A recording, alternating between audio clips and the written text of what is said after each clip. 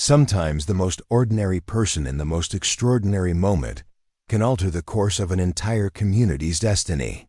This is the story of how one man's split-second decision to do what was right, not what was popular, transformed not only his own life but the very soul of a frontier town struggling to choose between mob rule and true justice.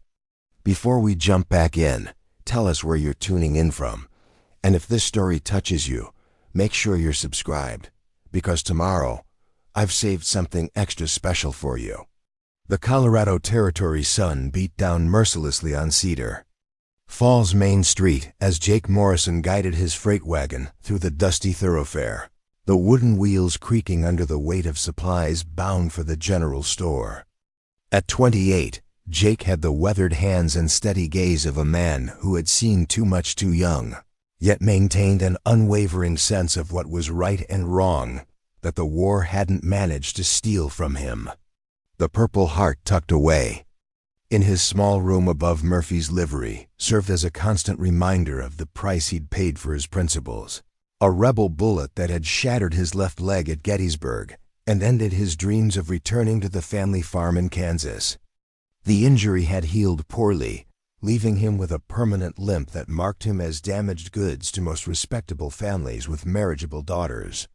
What little money his family had scraped together had gone to pay debts accumulated during his recovery, forcing the sale of the land that had been in the Morrison name for 3 generations. With nothing left but his wagon, his team of sturdy draft horses, and an unshakable work ethic inherited from his father, Jake had drifted west like so many other displaced veterans, seeking a place where a man's past mattered less than his willingness to work hard and deal honestly. Cedar Falls had seemed as good a place as any to make a fresh start. The growing town sat at the intersection of 2 major cattle trails, with the Denver and Rio Grande Railroad pushing through just 5 miles to the south, bringing a steady stream of commerce and opportunity. Jake had managed to secure several regular freight contracts, hauling goods between the railhead and various businesses throughout the territory. It wasn't glamorous work, but it was honest, and it allowed him to maintain his independence while slowly building something resembling a future. The town itself reflected the awkward growing pains of the post-war West, caught between the rough frontier spirit of its founding and the civilized aspirations of its newer residents. Main Street boasted a proper courthouse, a Methodist church, with real stained glass windows shipped from Denver, and even a small schoolhouse where the judge's daughter taught reading and arithmetic to the children of miners, ranchers, and merchants alike. Yet the Silver Dollar Saloon still saw its share of knife fights. The jail cells filled regularly with cowboys celebrating too enthusiastically, and disputes over land, water rights, and livestock were still more likely to be settled with fists or firearms than legal proceedings. Judge William Hartwell represented everything Cedar Falls aspired to become. A distinguished man of 55, with silver hair and the bearing of someone who had never doubted his place in the world. He had arrived from Denver 6 months earlier to establish the first permanent circuit court in the region. His reputation as a fair but inflexible interpreter of the law had preceded him, along with whispers that he had given up a lucrative practice in the territorial capital to bring proper justice to the frontier communities that needed it most. The judge's daughter, Catherine, had accompanied him west, much to the surprise of Cedar Falls society. At 24, she possessed the kind of refined education and cultured mannerisms that marked her as distinctly out of place in a town where most women were still fighting dust, drought, and isolation just to keep their families fed and clothed. Yet Kate Hartwell had thrown herself into her teaching duties with a dedication that surprised even her father, spending her own money on books and supplies, staying after hours to help struggling students, and treating the children of saloon girls and Chinese laundrymen with the same respect she showed the offspring of prominent ranchers. Jake had encountered Miss Hartwell only in passing during his regular supply runs, but even those brief interactions had left him with conflicting impressions. She was undeniably beautiful, with auburn hair that caught the light like burnished, copper and green eyes that seemed to take in everything around her with sharp intelligence. Yet there was also an unmistakable air of superiority in the way she carried herself, a subtle but clear message that she belonged to a different world than rough-handed freight drivers and other members of Cedar Falls' working class. On this particular scorching afternoon in late August, Jake noticed an unusual tension in the air as he made his way down Main Street. Small groups of men clustered outside the Silver Dollar in the barber shop, their voices carrying an edge he recognized from his army days, the sound of anger building toward something dangerous. Women hurried past with downcast eyes, gathering, their children closer and quickening their pace toward home. Even the usual traffic of riders and wagons seemed thinner than normal, as if sensible people were finding reasons to be elsewhere. The source of the tension became clear as Jake approached the courthouse. A crowd of perhaps 30 men had gathered on the front steps and spilled out into the street, their faces flushed with heat and fury. At the center of the group stood Ezra Blackwood, the wealthiest rancher in the territory and a man whose word carried considerable weight in local affairs. His voice boomed across the square as he gestured dramatically toward the courthouse doors. "That so-called judge has made his choice," Blackwood declared, his weathered face twisted with indignation. "He's chosen to side with foreigners and troublemakers over honest American citizens. He's forgotten which country he serves, which people put him in that position." Jake pulled his wagon to a halt at the edge of the crowd, recognizing several faces among the assembled men. There was Frank Murphy, who owned the Livery where Jake rented his room. Tom Bradley, the town sheriff, stood uncomfortably at the periphery, his hand resting uncertainly on his gun belt. Mayor Dalton paced nervously behind the main group, clearly torn between his political instincts and his conscience. "The Morales family has been squatting on Blackwood land for 3 years," another voice called out from the crowd. "Everyone knows Ezra has the rightful claim. He's put money into developing that valley, brought jobs to this community. Now some Mexican family waves a piece of paper they probably forged, and the judge sides with them." Jake's stomach tightened as he began to understand the situation. The Morales case had been the talk of the territory for weeks. The family claimed ownership of a valuable stretch of rangeland based on an old Spanish land grant that predated American territorial claims.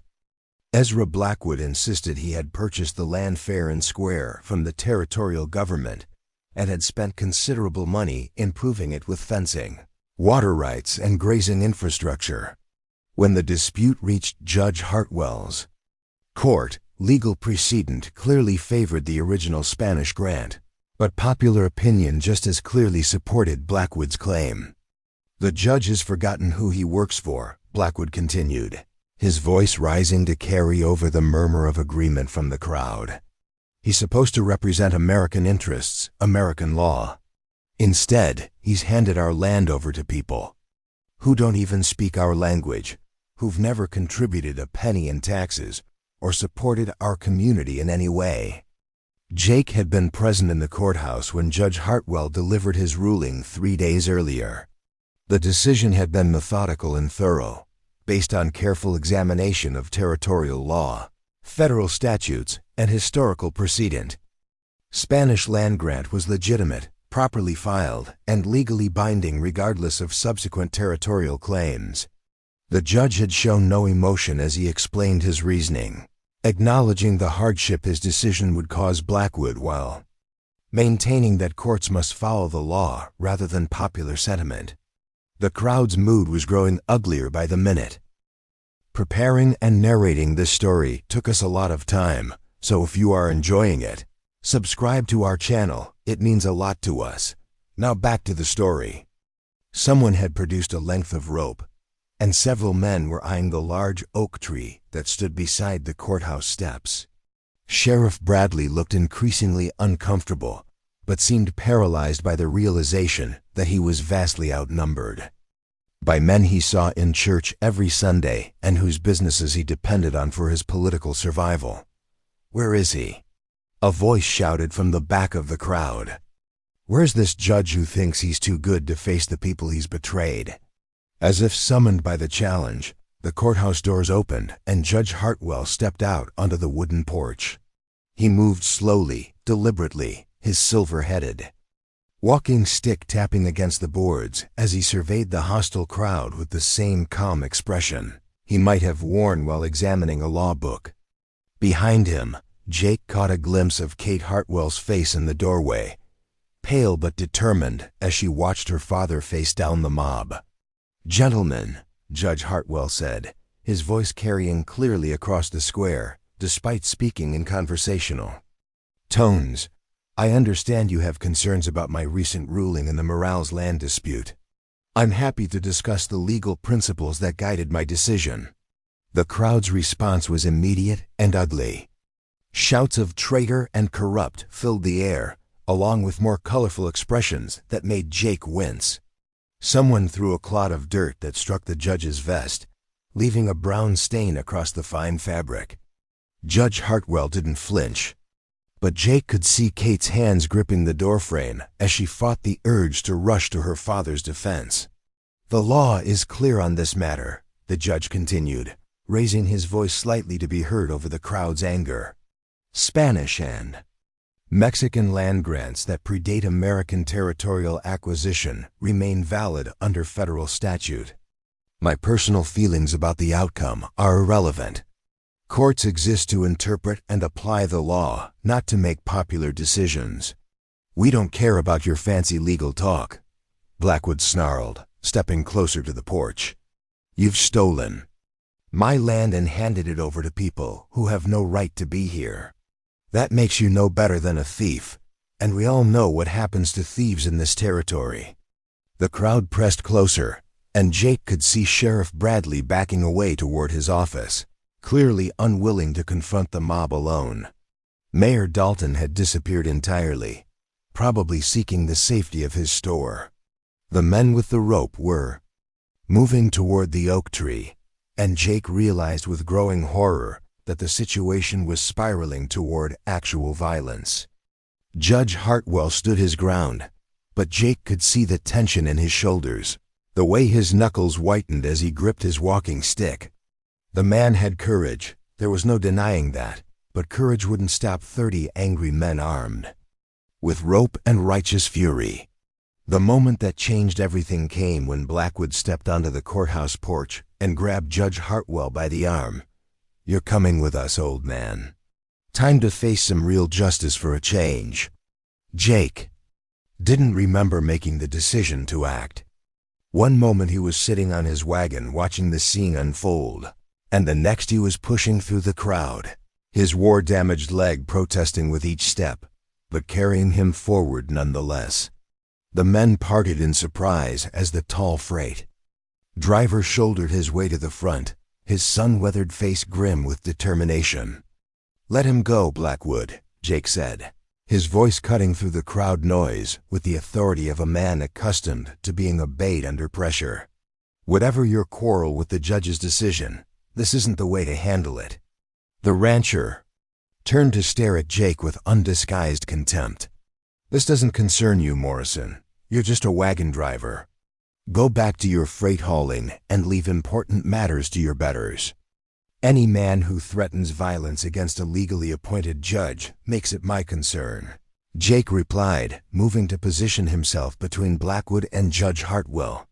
"I took an oath once to defend the Constitution of the United States. That includes supporting the rule of law, even when we don't like particular decisions." A dangerous murmur ran through the crowd as men realized that Jake was serious about interfering with their plans. Several hands moved toward gunbelts, and Jake felt the familiar mixture of fear and determination that had carried him through 3 years of war. His own Colt revolver hung at his hip, loaded and ready, but he knew that drawing it would likely get him killed and accomplish nothing beyond escalating the violence. The judge made his ruling based on the law as written. Jake continued, his voice steady despite the adrenaline coursing through his veins. "You may not like it, but that's how courts work. If you think he made an error, you can appeal to the Territorial Supreme Court in Denver. What you can't do is take the law into your own hands. Since when does a crippled freight driver lecture his betters about the law?" Blackwood sneered, deliberately emphasizing Jake's limp. "You're nobody, Morrison. You've got no stake in this community, no property to lose, no family to protect. Why don't you mind your own business?" The insult stung, not because it was particularly creative, but because it contained enough truth to hurt. Jake was indeed nobody in Cedar Falls, a drifter with no permanent ties, no property, no family. He had no logical reason to risk his life, defending a man who barely acknowledged his existence, and a legal system that had done little to help him recover from his own losses. Yet as he looked up at Judge Hartwell's weathered face, Jake saw something that reminded him of his commanding officer at Gettysburg, Colonel Matthews, who had stood firm in the face of impossible odds because duty demanded it. The judge wasn't backing down despite being outnumbered 30-1, and Jake found that he couldn't walk away from that kind of courage, even if it cost him everything. "My stake in this community is the same as everyone else's," Jake said, raising his voice so the entire crowd could hear. "I want to live in a place where law matters more than money, where courts make decisions based on justice rather than which side can gather the bigger mob. If we let this happen, if we decide that rope and fury trump legal process, then Cedar Falls becomes just another frontier town where might makes right."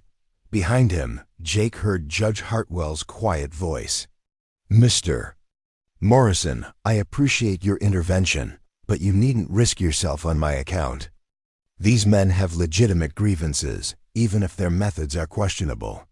Jake didn't turn around, keeping his eyes fixed on Blackwood and the increasingly hostile crowd. "Respectfully, Your Honor, I disagree. These men may have grievances, but threatening a judge with violence isn't legitimate under any circumstances. If we're going to build something better than frontier chaos, we need to start somewhere." The standoff stretched taut as a bowstring, 30 angry men facing one limping wagon driver who showed no signs of backing down. Jake could hear his heart pounding in his ears, could feel sweat trickling down his back despite the relative coolness of the courthouse porch's shade. From the corner of his eye, he caught sight of Kate Hartwell in the doorway, her green eyes wide with something that might have been admiration, fear, or simple shock at the unexpected turn of events. The moment broke when Sheriff Bradley suddenly reappeared, this time accompanied by 4 deputies hastily sworn from among the town's more respectable citizens. The lawmen looked nervous but determined as they positioned themselves between the crowd and the courthouse steps. "All right, folks. That's enough," Bradley called out, his voice shaking slightly but carrying the authority of his office. "Judge Hartwell has made his ruling according to territorial law. Anyone who has a problem with that decision can file an appeal through proper legal channels. This gathering is now illegal, and I'm ordering everyone to disperse." The crowd began to waver, the spell of mob mentality broken by the arrival of official opposition and Jake's unexpected intervention. Several men at the edges began drifting away, suddenly remembering urgent business elsewhere. Others looked to Blackwood for guidance, clearly uncertain about how far they were willing to push the confrontation. Blackwood's face darkened as he realized his moment had passed. The combination of Jake's defiance, the sheriff's belated arrival, and the crowd's wavering resolve had robbed him of the easy victory he had anticipated. But his glare as he looked at Jake promised that this confrontation was far from over. "This isn't finished, Morrison," Blackwood said, loud enough for the remaining crowd to hear. "You've made your choice, and choices have consequences in this territory. Don't expect any more freight contracts from businesses that depend on my goodwill." With that threat hanging in the air, Blackwood stalked away, followed by most of his supporters. Within minutes, the courthouse square had emptied, leaving only Jake, the judge, the sheriff's hastily assembled posse, and Kate Hartwell, who had finally ventured out onto the porch. Judge Hartwell extended his hand to Jake, his grip firm and his expression grateful. "Mr. Morrison, I find myself deeply in your debt. Your intervention may well have prevented a tragedy today." Jake shook the offered hand, acutely aware of his own calloused palm against the judge's softer grip. "No debt required, Your Honor. Any citizen would have done the same." "I think we both know that isn't true," the judge replied quietly. "What?" "You did require considerable courage, and I fear it may cost you dearly. Ezra Blackwood is not a man who forgets perceived slights." The full implications of his actions were beginning to settle over Jake like dust after a cavalry charge. Blackwood controlled or influenced most of the major businesses in Cedar Falls and the surrounding territory. His threat about freight contracts wasn't idle posturing. By morning, Jake would likely find himself without work, without income, and effectively blacklisted from the only trade he knew in the only place he had to call home. "I'll manage," Jake said simply, though he had no idea how. "Some things matter more than business considerations." Kate Hartwell stepped forward then, and Jake found himself looking directly into those remarkable green eyes for the first time. Up close, she was even more beautiful than he had realized, but it was the intelligence and determination in her expression that struck him most forcefully. "Mr. Morrison," she said, her voice carrying the cultured accents of her Eastern education, but warmed by genuine gratitude. "What you did today was extraordinary.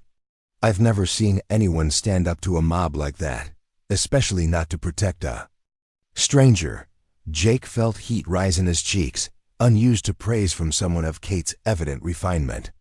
"Your father was doing his duty according to the law, Miss Hartwell. Someone needed to support that." "Someone did," she replied, studying his face with an intensity that made Jake acutely aware of his worn work clothes and sun-weathered appearance. "The question is what happens now." That question would prove more prophetic than any of them could have imagined. As Jake limped back to his wagon, his leg protesting the day's unusual exertion, he couldn't shake the feeling that he had crossed a line from which there would be no return. He had chosen principle over prudence, justice over personal security, and the full cost of that choice was yet to be determined. The sun was setting behind the Rocky Mountains as Jake drove his freight wagon back toward Murphy's Livery, the empty bed rattling over the ruts in Main Street. Tomorrow would bring new challenges, new obstacles, and quite possibly the complete collapse of everything he had worked to build in Cedar Falls. But as he replayed the moment, when he had stepped between Judge Hartwell and the mob, Jake felt something he hadn't experienced since before the war, a sense that his actions had mattered, that he had stood for something larger than his own immediate interests. Behind him, lamplight began to flicker in the windows of the Hartwell house, and Jake found himself wondering what Kate and her father were discussing over their evening meal. The judge would undoubtedly face continued opposition to his rulings, and Kate would have to navigate the social complications of being associated with an increasingly unpopular figure. Yet there had been something in her expression as she thanked him that suggested she understood the importance of what had happened, that she recognized the difference between expedient popularity and principled courage.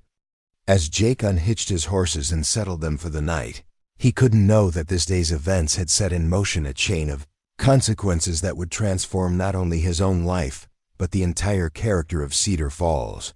The choice to stand with justice against the mob would lead to unexpected opportunities, dangerous enemies, and a love story that would prove that courage recognized no boundaries of class or social standing. But those revelations lay in the uncertain future, and for now, Jake Morrison was simply a wagon driver who had done what he believed was right, regardless of the cost. Dawn broke gray and cold over Cedar Falls, matching Jake Morrison's mood. As he hitched his horses to the freight wagon for what might be his final regular run, the events at the courthouse had replayed in his mind throughout a sleepless night, along with the growing realization that his spontaneous act of courage had likely destroyed his livelihood. Ezra Blackwood wasn't a man who made idle threats, and by now word of Jake's defiance would have spread to every business owner who depended on the rancher's goodwill. The first confirmation of his fears came when Jake arrived at Henderson's general store to collect his usual cargo of supplies bound for the mining camps in the foothills. Tom Henderson, a nervous man who had always treated Jake with professional courtesy, if not warmth, emerged from his store with obvious reluctance and empty hands. "I'm sorry, Morrison," Henderson began, unable to meet Jake's eyes as he spoke. "I've got to cancel our arrangement. Business has been slow, and I've decided to handle my own deliveries from now on." Jake nodded slowly, recognizing the lie for what it was. Henderson's store was busier than ever, benefiting from the steady stream of miners, railroad workers, and settlers flowing through the territory. The real reason stood unspoken between them, as clear as the morning sun climbing over the mountains. "I understand," Jake replied quietly, making no attempt to argue or plead. "I hope your business continues to prosper." Henderson's face reddened with shame, but he said nothing more as Jake turned his wagon around and headed for his next scheduled stop.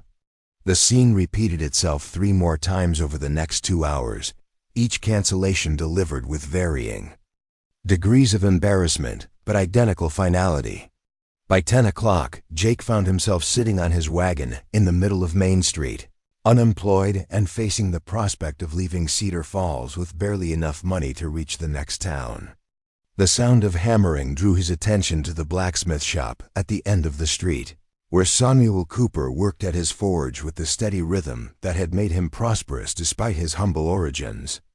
Jake had always admired the older man's reputation for honest dealing and quality work, though their interactions had been limited to occasional repairs on wagon hardware and horseshoes. Cooper was one of the few business owners in town who seemed genuinely independent of Blackwood's influence, perhaps because his skills were too valuable and his customer base too diverse for any one man to control. As Jake debated whether to approach Cooper about possible work, the blacksmith himself looked up from his anvil and caught sight of the motionless freight wagon. Cooper was a man of perhaps 50, with the powerful shoulders and calloused hands of his trade, but also the thoughtful eyes of someone who had seen enough of the world to understand its complexities.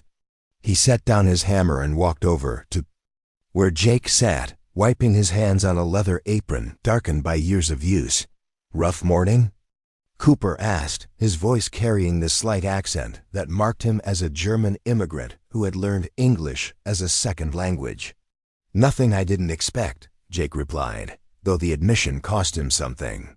Word travels fast in a small town. Cooper studied Jake's face for a long moment, taking in the stubborn set of his jaw and the weariness around his eyes.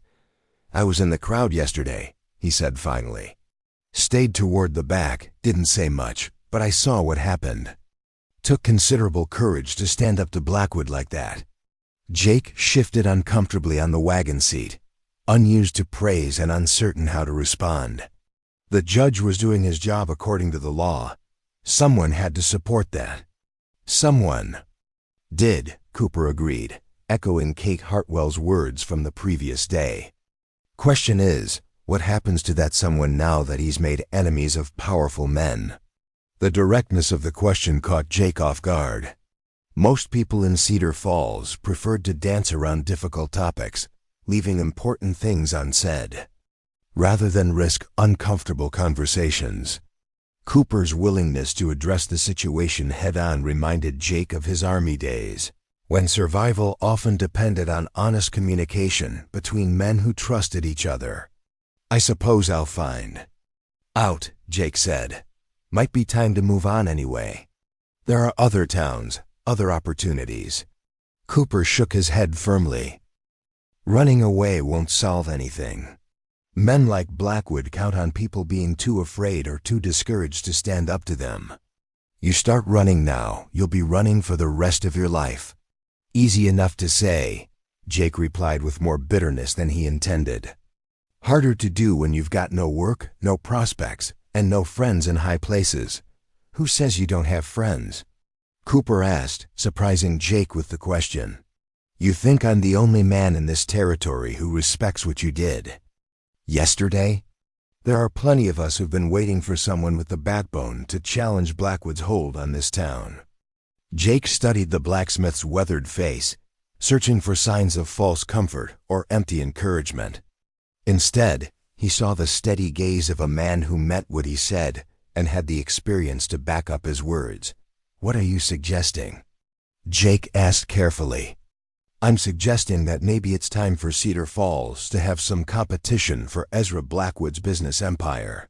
Cooper replied, Man, with your experience handling freight, your knowledge of the trails and mining camps, might find opportunities that others have overlooked. The idea was intriguing but seemed impossible given Jake's current circumstances. Starting a business requires capital I don't have, contacts I haven't made, and resources I can't access. Blackwood has spent 20 years building his network. How could one man compete with that? Same way David competed with Goliath, Cooper said with a slight smile.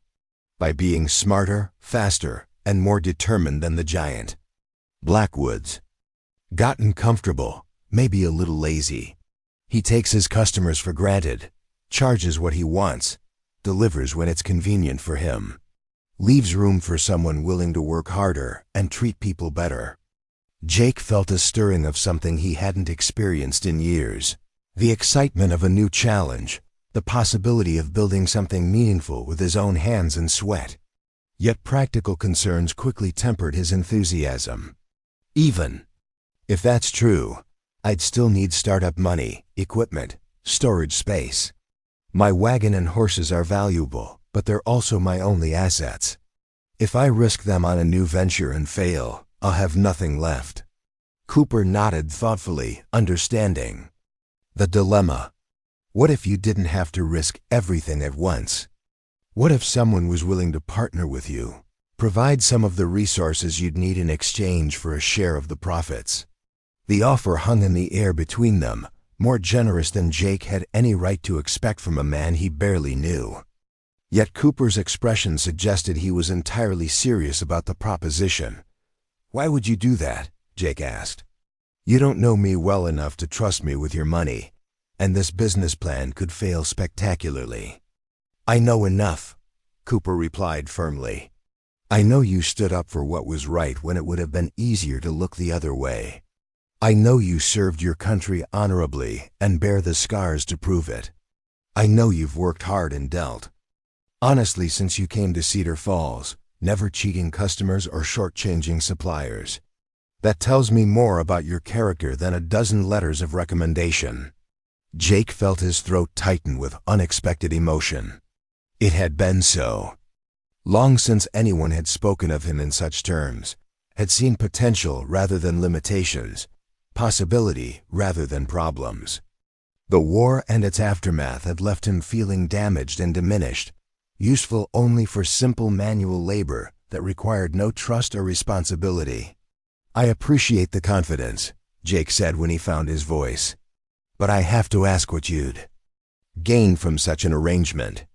Partnership implies mutual benefit, and I'm not sure what I could offer that would justify your investment.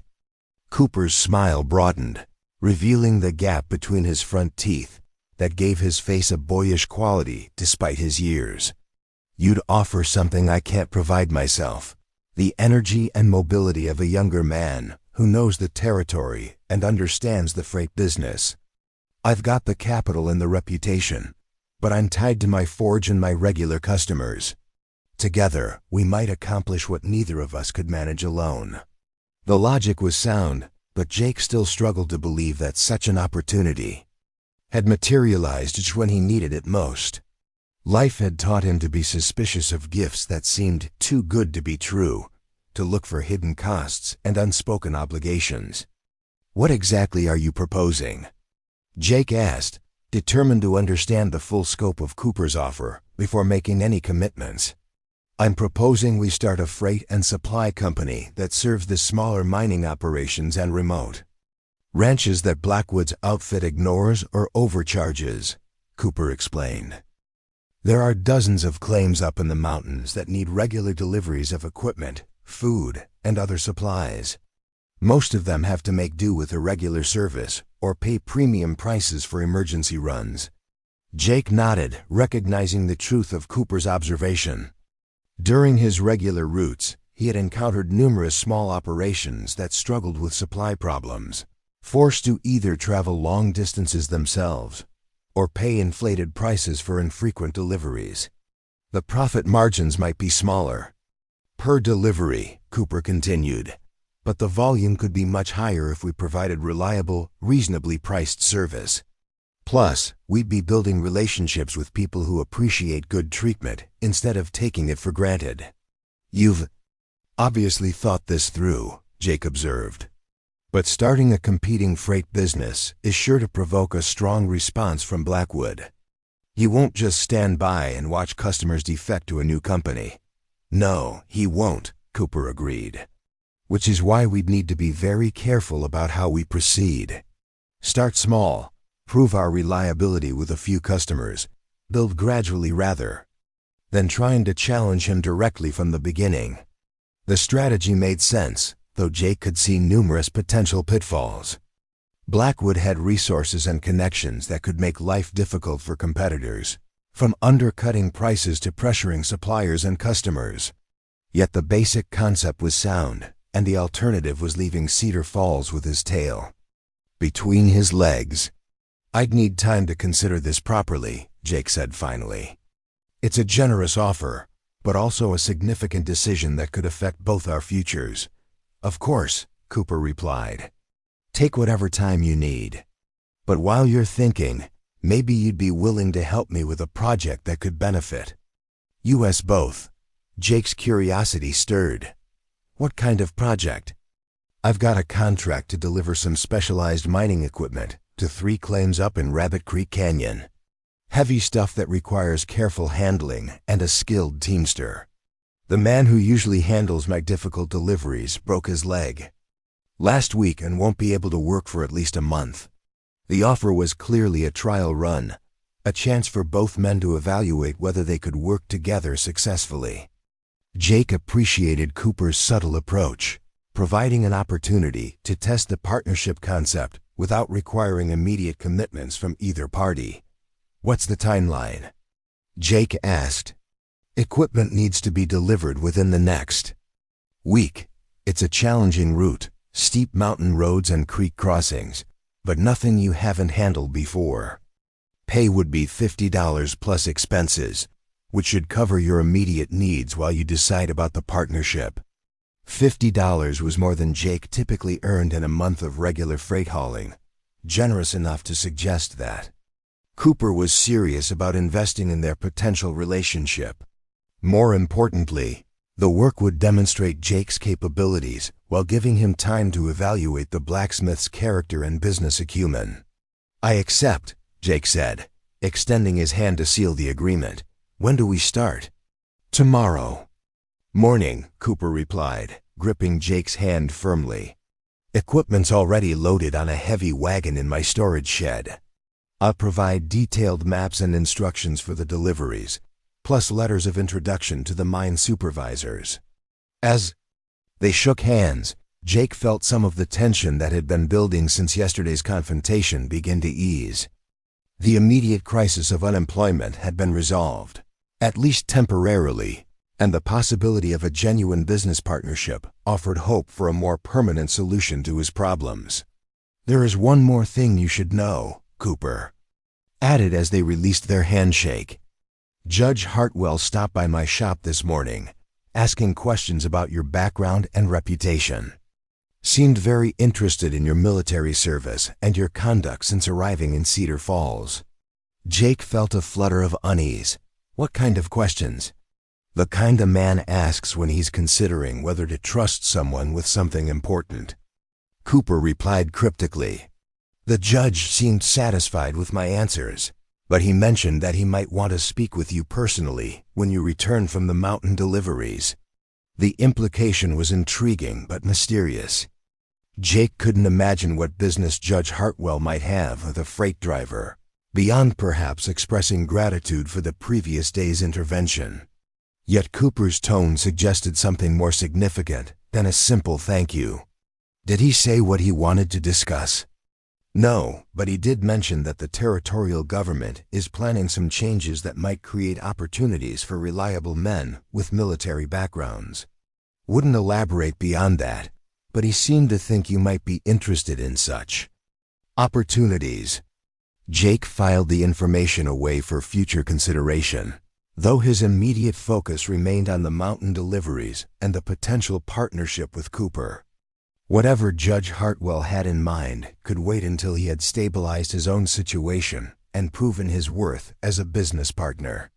The rest of the day passed quickly as Cooper showed Jake the specialized equipment that needed delivery and explained the particular challenges of each destination. The mining operations were scattered across difficult terrain, accessible only by narrow mountain roads that tested both driver and equipment. Yet Jake had handled similar challenges during his freight runs, and the prospect of putting his skills to good use lifted his spirits considerably. As evening approached, Jake found himself walking past the Hartwell house on his way back to Murphy's Livery.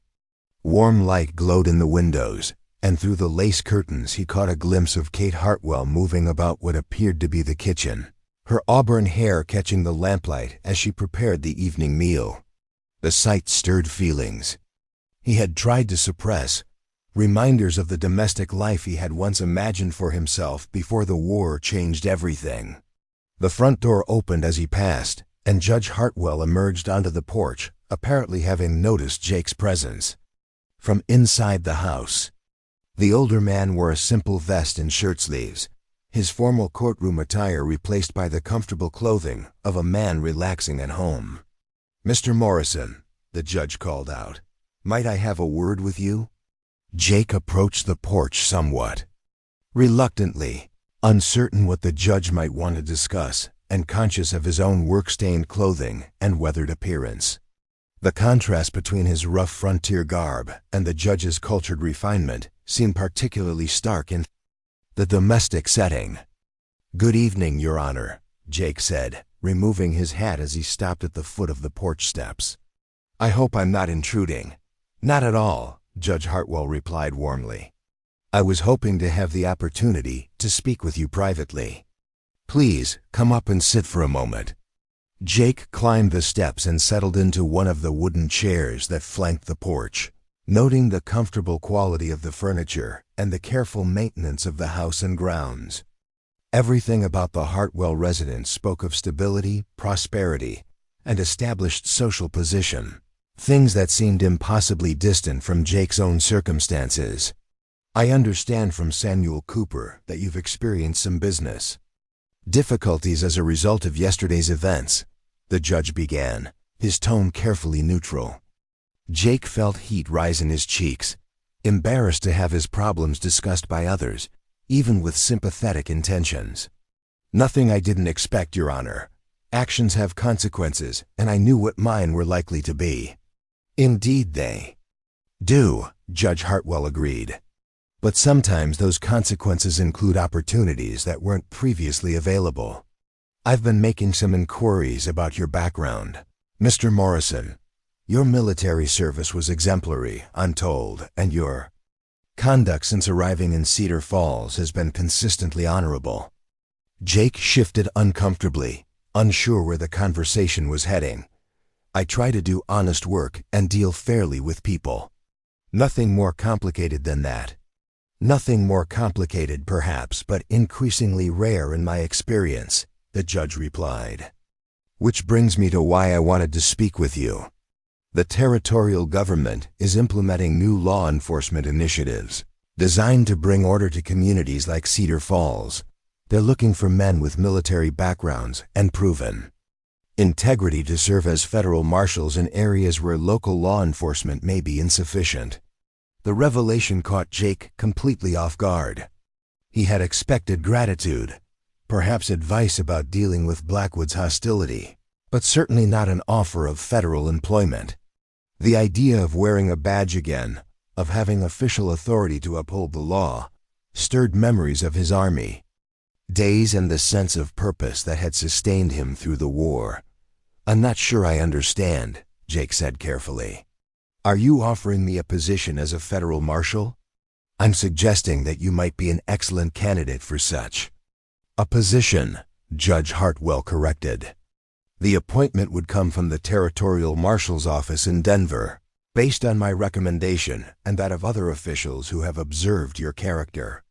The salary would be modest but steady, and the work would involve supporting federal law enforcement throughout this district." Jake's mind raced as he considered the implications.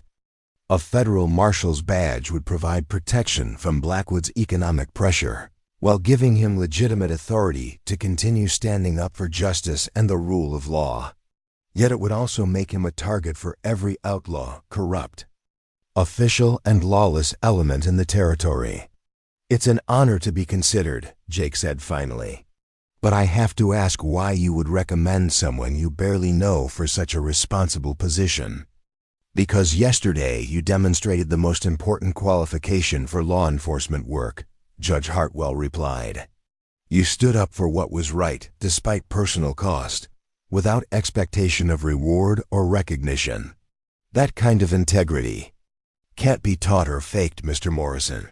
It's either part of a man's character or it isn't." The praise was both gratifying and daunting. Jake had never thought of his actions at the courthouse as particularly heroic, merely necessary. To have them interpreted as evidence of special character felt both humbling and overwhelming.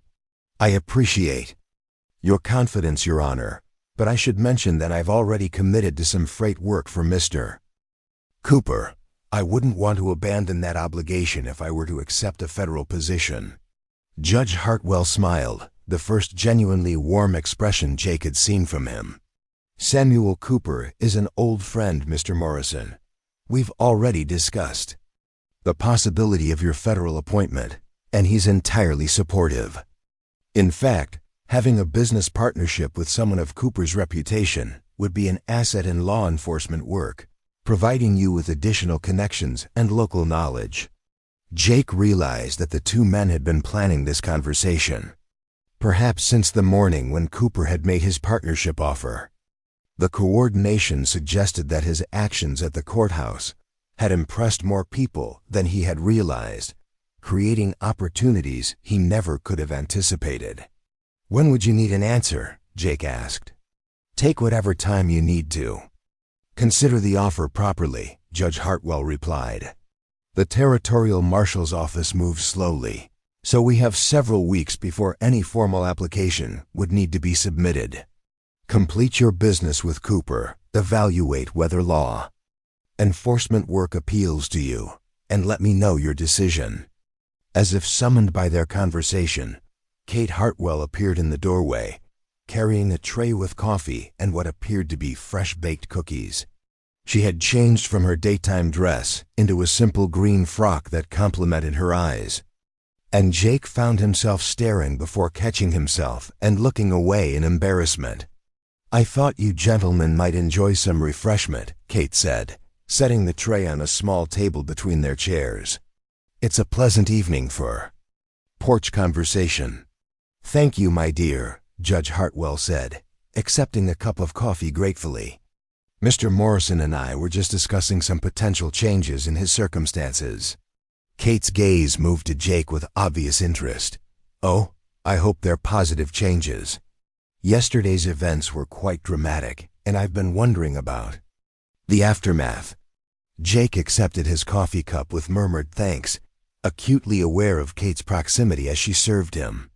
Her movements were graceful and efficient, suggesting domestic competence beneath her refined exterior.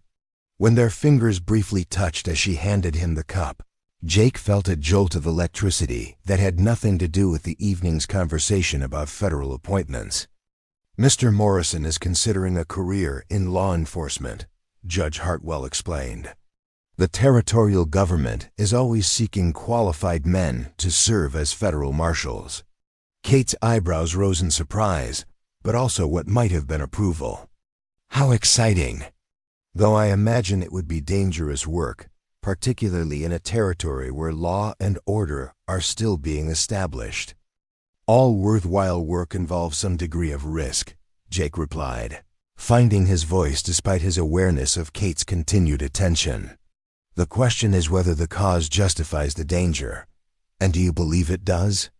Kate asked, settling into a third chair and regarding Jake with genuine curiosity rather than mere politeness.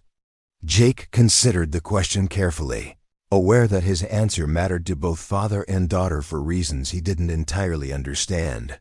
I believe that civilization depends on people being willing to stand up for justice, even when it's difficult or unpopular. If no one is willing to take those risks, then we're left with the rule of the strongest rather than the rule of law. Kate nodded approvingly. That's very well put. Too many people seem to think that law and order will maintain themselves, without anyone making personal sacrifices to support them. The conversation continued for another hour as the sun set behind the mountains and stars began to appear in the darkening sky. Jake found himself increasingly comfortable in the company of both Hartwells, drawn into discussions about territorial politics, the challenges of frontier law enforcement, and the social changes that railroad development was bringing to Colorado. Kate proved to be as intelligent and well-informed as she was beautiful, offering insights about community dynamics that surprised Jake with their perceptiveness. When he finally took his leave, walking back toward Murphy's Livery through the quiet streets of Cedar Falls, Jake's head was spinning with new possibilities.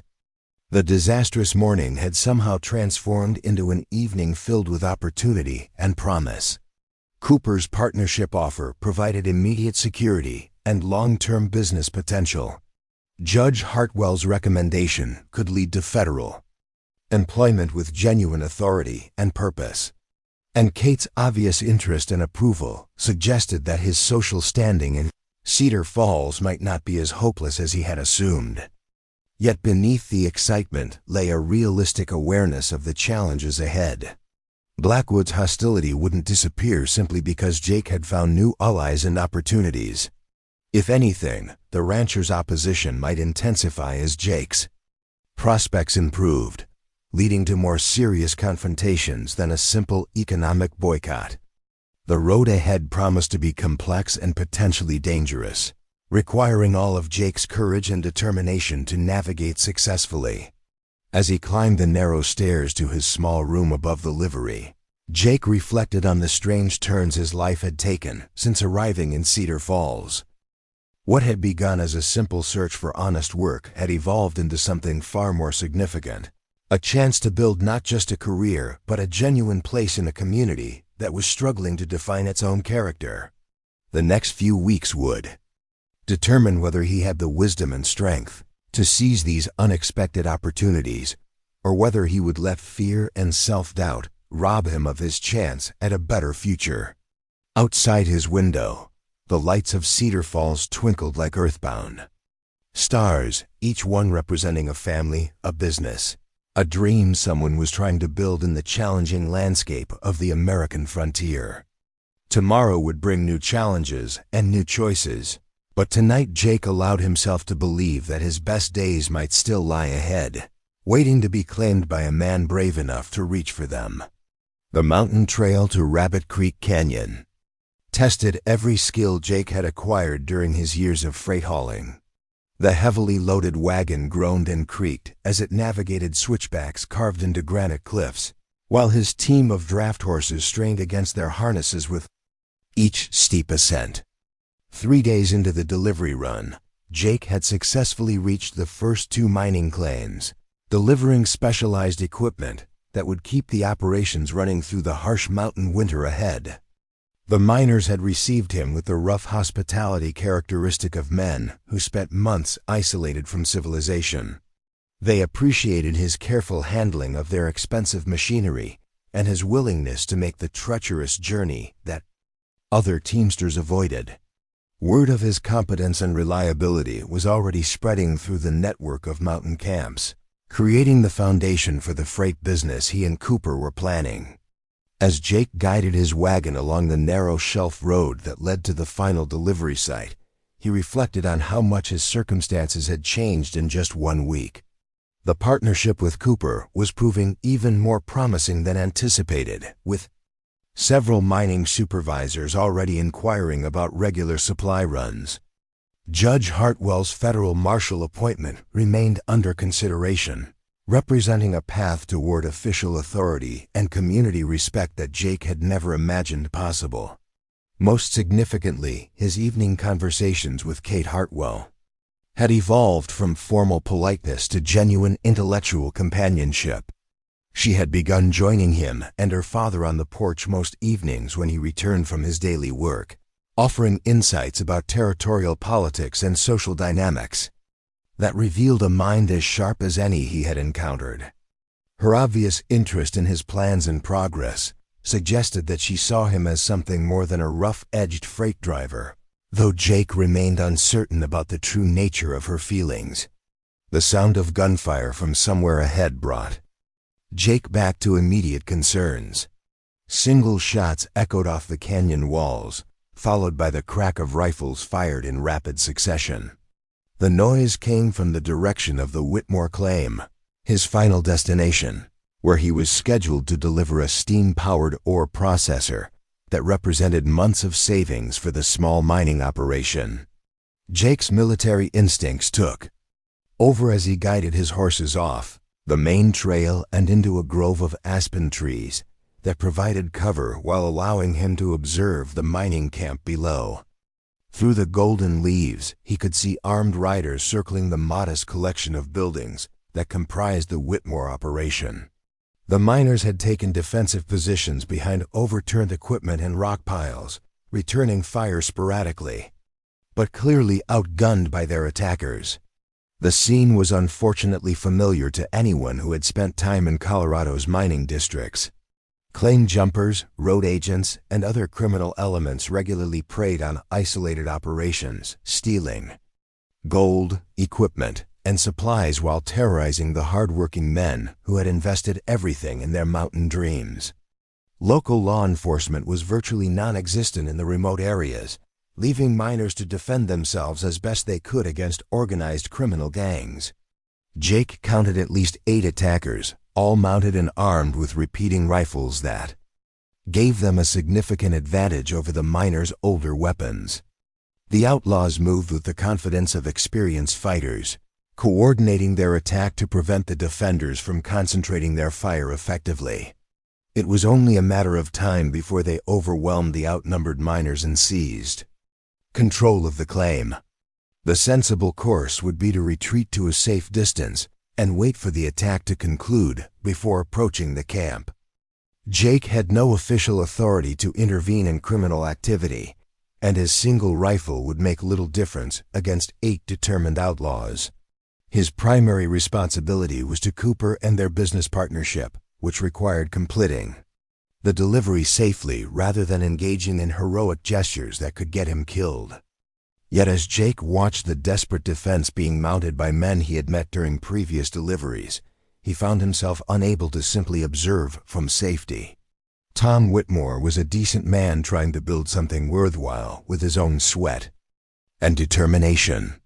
His 2 sons worked alongside him, learning the mining trade while dreaming of eventually establishing their own claims.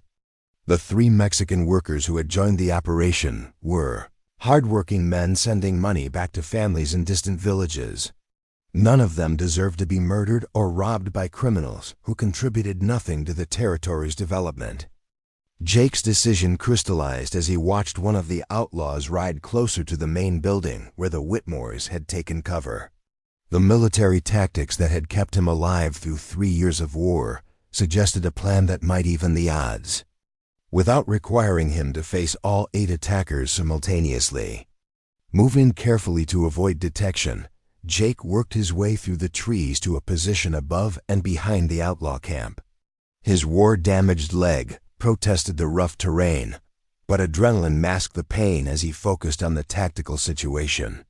The criminals had positioned themselves in a rough semicircle around the mining buildings, confident that their superior numbers and firepower would eventually force surrender or defeat. Jake's first shot took the leftmost rider from his saddle, The heavy, .45 caliber bullet spinning the man around before he crashed to the ground. Before the other outlaws could react to the unexpected attack from their rear, Jake had levered another round into his Winchester and shifted position, using the thick aspen trunks for cover as return fire splintered bark around his previous location. The psychological effect of his intervention proved as valuable as the tactical advantage. The outlaws suddenly found themselves caught between two groups of enemies, unsure of Jake's numbers or position, while still facing determined resistance from the miners they had been attacking. Shouts of confusion and anger replaced the confident commands that had previously coordinated their assault. Jake's second shot wounded another rider, though not fatally, while his third missed entirely as the target spurred his horse toward better cover. The outlaws were beginning to adapt to the new situation, with several riders moving to flank Jake's position while others maintained pressure on the mining camp. His initial advantage was disappearing as the criminals demonstrated the tactical flexibility that had made them successful in previous raids. The turning point came when Tom Whitmore and his sons recognized the opportunity Jake's intervention had created. Instead of remaining in defensive positions, they launched their own counterattack, charging from their barricades with rifles blazing while the outlaws were still confused about Jake's location and numbers. The coordinated assault from two directions shattered the criminals' formation and sent them retreating toward their horses in disorganized panic. Jake continued firing as the outlaws fled, though his position prevented him from achieving clear shots at the rapidly moving targets. Two bodies lay motionless in the camp clearing, while blood trails suggested that at least two more had been wounded. The surviving criminals disappeared down the canyon trail, their confident raid transformed into a desperate escape that left them with nothing to show for their efforts except casualties and humiliation. The sudden silence that followed. The gunfight felt almost oppressive after the sustained noise of combat. Jake remained in position for several minutes, watching for signs that the attack might resume, before finally emerging from the trees and making his way down to the mining camp. His leg throbbed with each step, the excitement of battle no longer masking the pain of his old wound, but he managed to maintain a steady pace as he approached the grateful miners.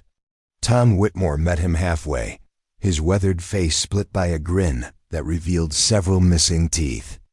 The miner was bleeding from a graze across his forearm, but otherwise seemed uninjured despite the intensity of the fighting. His sons flanked him, both looking shaken but proud of their first real combat experience. "Morrison," Whitmore called out, extending a powder-blackened hand in greeting. "Damned if you didn't show up at exactly the right moment. Those bastards had us pinned down tight until you started shooting from the ridge." Jake shook the offered hand, noting the firm grip that spoke of years spent wielding pickaxe and shovel. "Couldn't stand by and watch honest men get robbed by road agents. Are your people all right?" "Few scrapes and bruises, nothing serious," Whitmore replied. "Miguel took a bullet through his hat, but it missed his skull by inches. We were lucky you came along when you did, or we'd all be dead by now." The Mexican workers emerged from their defensive positions, chattering excitedly in rapid Spanish as they examined the abandoned equipment left by the fleeing outlaws. Their relief was obvious despite the language barrier, and Jake found himself receiving grateful handshakes and backslaps from men who considered him their savior. "Question is, what brings you up here in the first place?" Whitmore asked as they walked toward the main camp building. "Don't often see freight wagons on this trail, especially ones carrying the kind of heavy equipment you've got loaded." Jake gestured toward his wagon, still hidden in the aspen grove where he had left it during the fight. "I've got your steam processor, along with the other equipment you ordered through Cooper's shop. Figure you might need it more than ever now, especially if those road agents decide to come back with reinforcements." Whitmore's eyes lit up with excitement that temporarily overshadowed his concern about future attacks. The steam processor represented months of careful saving and planning, the key to expanding his operation beyond simple placer mining to the kind of hard rock extraction that could make him genuinely prosperous. "Let's get that equipment unloaded and secured," Whitmore said eagerly. "Then we can talk about what happened here today and what it might mean for all of us." The next few hours passed quickly as Jake maneuvered his wagon into the camp and supervised the careful unloading of the expensive machinery.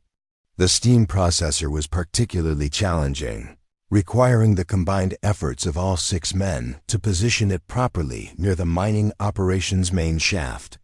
Yet the work proceeded smoothly, with Jake's experience in handling heavy freight proving invaluable in preventing damage to the delicate equipment. As the sun began its descent toward the western peaks, Whitmore invited Jake to share the evening meal and spend the night at the camp before beginning his return journey. The invitation was motivated partly by hospitality and partly by practical concerns about traveling the dangerous mountain roads in darkness, especially with empty wagons that might attract the attention of surviving road agents. The meal consisted of beans, bacon, and coffee strong enough to strip paint, but it was served with the generous spirit that characterized frontier hospitality. As they ate around the campfire, the conversation inevitably turned to the day's events and their broader implications for mining operations throughout the region. "Those weren't just random drifters looking for easy money," Whitmore observed, refilling Jake's coffee cup from the battered pot that sat beside the fire. "They were too well organized, too well armed. Someone's been planning raids like this, probably hitting claims all through these mountains." Jake nodded agreement, having reached similar conclusions during the fighting. The way they coordinated their attack suggested military experience, or at least extensive practice. Road agents usually rely on surprise and intimidation rather than tactical formations. "Makes sense," replied one of Whitmore's sons, a young man of perhaps 20 who had handled himself well during the combat. "We've heard stories from other camps about similar attacks over the past few months. Always the same pattern, mounted men with good weapons, hitting isolated claims during daylight hours." The implications were troubling for everyone involved. In Colorado's mining industry, if criminal gangs were becoming more organized and aggressive, the threat to isolated operations would continue growing until law enforcement took decisive action. Yet federal marshals and territorial rangers were spread too thin to provide effective protection for the hundreds of small claims scattered throughout the mountain districts. "What we need is some kind of cooperative defense arrangement," Whitmore suggested. "Camps working together, sharing information about threats, maybe even coordinating armed responses when necessary." Jake saw the wisdom in such an approach, though he also recognized the practical difficulties involved. Mining claims were often separated by miles of difficult terrain, and the fiercely independent men who worked them were not naturally inclined toward cooperative ventures. Yet the alternative might be abandoning profitable claims to criminal gangs that contributed nothing to territorial development. "It's a good idea in theory," Jake replied carefully. "The challenge would be organizing something like that without creating more problems than it solves. Miners tend to be suspicious of outside authority, even when it's designed to help them." "True enough," Whitmore agreed. "But you've got something most of us lack, Morrison. You've got military experience, knowledge of tactics and organization. You're not tied to any single claim," Whitmore noted, "so no one could accuse you of favoring one operation over another." Jake felt a familiar spark of interest, the same kind he had experienced when Cooper first proposed their business venture, and again when Judge Hartwell brought up the idea of a federal marshal position. Each new opportunity seemed to build upon the last, opening doors he never could have imagined when he first set foot in Cedar Falls. "I appreciate your confidence," Jake said, "but I've already committed to growing the freight business with Cooper. Plus, Judge Hartwell mentioned potential federal law enforcement work. I don't think I could take on anything more at the moment." "Maybe you wouldn't have to choose," Whitmore said thoughtfully. A man running freight through the mining regions would be in a prime position to gather intelligence and coordinate responses, especially if he had official authority behind him. Jake realized there was real potential in the idea. Federal marshals were tasked with covering massive territories with very limited resources. Partnering with local businesses and community leaders was often the only way to be effective. A freight business that regularly visited the mining camps could offer useful information on criminal activity, while also generating enough income to keep up reliable contact with remote areas. It's something to think about, Jake admitted. But I'd need to talk it over with Cooper and Judge Hartwell before making any decisions. Of course, Whitmore said. I just want you to know the mining community would stand behind you if you decided to take on a leadership role. After what you did today, there's no doubt you've got the courage and judgment we'd need. As conversation continued, by the flickering fire, Jake found his thoughts drifting toward a future he'd never imagined, one where he wasn't just hauling freight, but playing a key role in bringing law and order to the mountain districts of Colorado. It would be a dangerous, demanding life, but one with meaning far beyond simple business. His thoughts were interrupted by the sound of horses approaching, prompting all 6 men to instinctively reach for their weapons. A voice called out from the darkness, "Hello, the camp." Federal Marshal Richards requesting permission to approach. Jake was caught off guard by the sudden arrival of federal lawmen, and curious about what had brought them to such a remote place. Whitmore granted them entry, and 3 riders emerged from the darkness. Their badges gleamed in the firelight as they dismounted. Marshal Richards appeared to be in his 40s, rugged and alert, clearly a man experienced in frontier dangers. His 2 deputies, younger but confident, looked equally seasoned and travel-worn. We heard gunfire along the trail, Richards explained, accepting coffee from Whitmore. Figured there might be trouble, but it looks like someone got here. First, Whitmore quickly filled him in on the day's events, giving Jake full credit for turning the tide. Richards listened attentively, asking questions about the attackers, how many, what weapons they used, and which way they fled. He perked up when Jake described their coordination and equipment.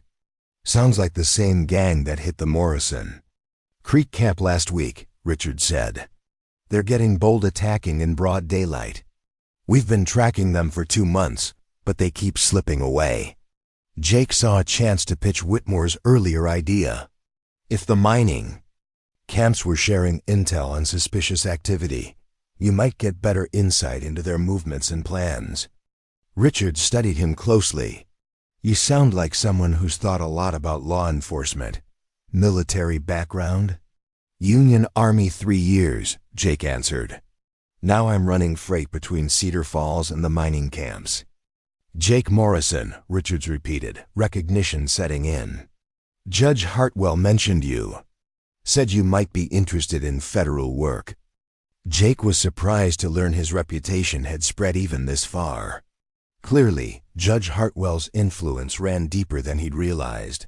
He brought it up, Jake said. But I was under the impression the process would take a while. It usually does, Richards agreed. But urgent needs can speed things up. We're short-handed in this district, and men with your experience don't come around often. Jake could tell Richards had been impressed, possibly enough to push the process forward. Still, it felt like there was more going on than a standard recruitment. What exactly are you suggesting? He asked. Richards exchanged a look with his deputies before answering. Rather than choosing between the various opportunities that had presented themselves, he would attempt to combine them into something entirely new.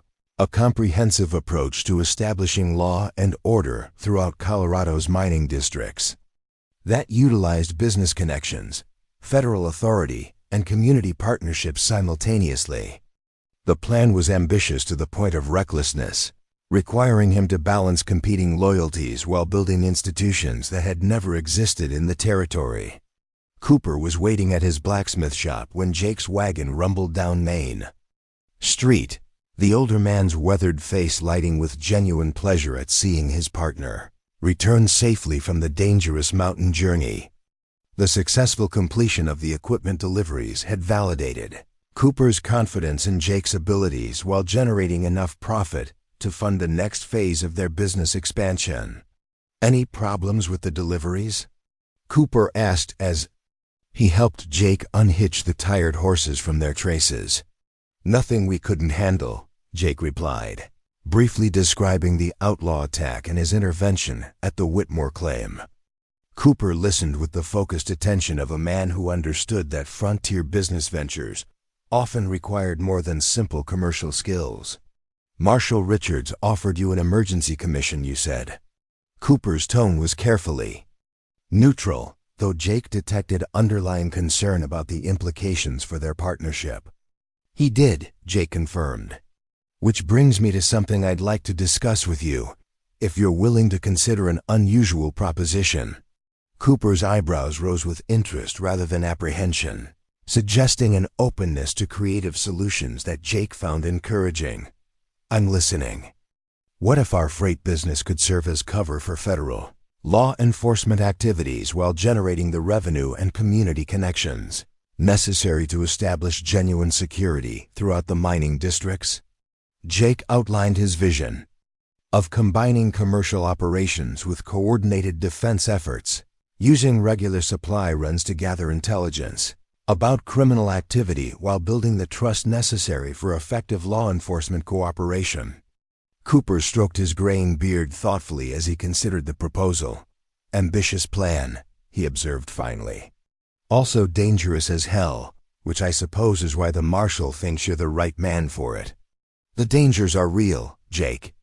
"Agreed. But so are the potential benefits, both for our business and for every honest person trying to make a living in these mountains. Criminal gangs are getting more organized and aggressive. Without coordinated opposition, they'll eventually control entire districts." "True enough," Cooper acknowledged. "Question is whether one man, even with federal authority, can make a meaningful difference against that kind of organized opposition." Jake had wrestled with the same concern during his journey home, ultimately concluding that the attempt was worthwhile regardless of its chances for complete success. "Maybe not. But I think the effort would be worth making, even if it only protects some of the mining operations and supply routes." Cooper's smile revealed his appreciation for Jake's realistic assessment of the challenges involved. Spoken like a man who's seen enough combat to understand that perfect victories are rare, but partial ones can still matter considerably. The blacksmith's response suggested acceptance, perhaps even enthusiasm, for Jake's proposed combination of commercial and law enforcement activities. Yet Jake sensed there were additional considerations Cooper hadn't yet voiced, practical concerns that would need addressing before any formal agreements could be reached. "What worries you most about this arrangement?" Jake asked directly. "Honestly?" "The political implications," Cooper replied. "Federal marshals make enemies among powerful people who profit from lawlessness. Ezra Blackwood's cattle operation depends on intimidating small ranchers and homesteaders off valuable grazing land. Mayor Dalton's political survival requires maintaining friendly relationships with everyone, regardless of their methods. Sheriff Bradley's continued employment depends on avoiding conflicts he can't win." Jake nodded his understanding. Local politics in frontier communities often involved complex webs of mutual dependence and calculated indifference to criminal activity. A federal marshal's duty to enforce territorial and federal law without regard for local accommodations would inevitably create conflicts with established power structures. "All the more reason to approach this methodically," Jake replied. "Build support among honest citizens before challenging corrupt officials directly. Use business relationships and community connections to establish credibility before exercising federal authority." "Sound strategy," Cooper agreed. "Though I suspect Blackwood won't wait for you to build support before trying to eliminate what he sees as a threat to his interests." The observation proved prophetic sooner than either man anticipated. As they concluded their discussion and began making plans for the next phase of their business expansion, Sheriff Bradley approached Cooper's shop with obvious reluctance, his normally confident demeanor replaced by nervous uncertainty. "Afternoon, gentlemen," Bradley said, touching his hat brim in a gesture that seemed more apologetic than respectful. "Jake, I need to have a word with you about some complaints that have been filed regarding your activities up in the mountain districts." Jake felt immediate suspicion at the sheriff's tone and timing. "What kind of complaints?" "Ezra Blackwood's filed charges claiming you attacked a group of his employees while they were conducting legitimate business at the Whitmore mining claim. Says you shot 2 men without provocation and stole property belonging to his cattle operation." The accusation was so outrageously false that Jake initially struggled to formulate a coherent response. Cooper's face darkened with anger at the transparent attempt to criminalize Jake's heroic intervention against the outlaw gang. "That's complete fabrication," Jake said when he found his voice. "Those men were road agents attacking the mining camp. I have 6 witnesses who'll testify that they opened fire first and were attempting to rob the operation." Bradley shifted uncomfortably, clearly aware of the accusation's falseness, but bound by his official position to investigate formal charges. "I'm sure that's true, Jake, but I've got to follow proper procedures.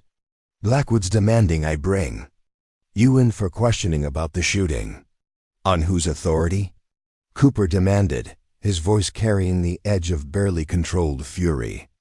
"Blackwood doesn't have jurisdiction over activities in the mountain districts, and his word alone shouldn't be enough to justify arresting a man who risked his life protecting honest citizens. Judge Hartwell's reviewing the charges now." Bradley replied defensively. "Until he makes a ruling, I'm supposed to ensure Jake remains available for questioning. I'm not talking about jail, just a formal request that he not leave town until this gets sorted out." Jake recognized the political maneuvering behind Blackwood's accusations. By forcing him to defend against criminal charges, the rancher hoped to discredit Jake's reputation while preventing him from accepting the federal commission. The strategy was clever, using legal procedures to achieve what direct confrontation had failed to accomplish. "I'll cooperate with any legitimate investigation," Jake said carefully, "but I want it understood that these charges are retaliation for my intervention at the courthouse and my refusal to be intimidated by threats to my livelihood." "Noted," Bradley replied, though his tone suggested he was merely going through the motions of official neutrality. "Judge Hartwell wants to see you at the courthouse tomorrow morning to discuss the situation." After the sheriff departed, Cooper and Jake stood in silence for several minutes, both recognizing that Blackwood's legal gambit represented a significant escalation in their ongoing conflict. The rancher was no longer content with economic pressure. He was now attempting to use the judicial system itself as a weapon against his opponents. "This changes everything," Cooper observed finally. "If Blackwood can manufacture criminal charges whenever someone opposes him, nobody in this territory is safe from his retaliation." Jake nodded grimly, understanding that his personal situation had become emblematic of a larger struggle for the soul of Cedar Falls and the surrounding region, which is exactly why the federal commission matters so much. Local law enforcement is too compromised to provide justice when powerful men abuse their influence. The conversation was interrupted by the approach of Kate Hartwell, who had apparently witnessed the sheriff's visit and come to investigate its significance. She moved with determined purpose down Main Street, her usual composed demeanor replaced by obvious concern for Jake's welfare. "I saw Sheriff Bradley leave," she said without preamble. "Father sent me to warn you that Blackwood filed formal charges this afternoon, claiming you murdered 2 of his employees during a robbery attempt." Jake felt a mixture of gratitude for the warning and admiration for Kate's directness in delivering it. Despite the social conventions that normally governed interactions between unmarried men and women, she had prioritized practical concerns over propriety. "Your father's reviewing the charges?" Jake asked. He's examining all the available evidence. Kate replied carefully, including statements from the Whitmore family and their workers, who describe a very different sequence of events than what Blackwood claims occurred. The implication was encouraging, suggesting that Judge Hartwell's investigation would be thorough rather than perfunctory. Yet Jake understood that even an honest judicial review might be insufficient to counter Blackwood's political influence if the rancher could pressure enough witnesses or officials. "There's something else you should know," Kate continued, lowering her voice despite the relative privacy of their location. "Blackwood met privately with Mayor Dalton and several town council members this afternoon. Word is he's demanding immediate action to remove what he calls dangerous criminal elements from Cedar Falls."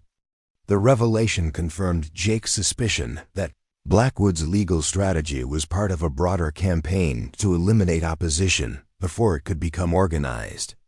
By painting Jake as a dangerous criminal, the rancher hoped to isolate him from potential supporters while justifying more aggressive measures against anyone who challenged established power structures.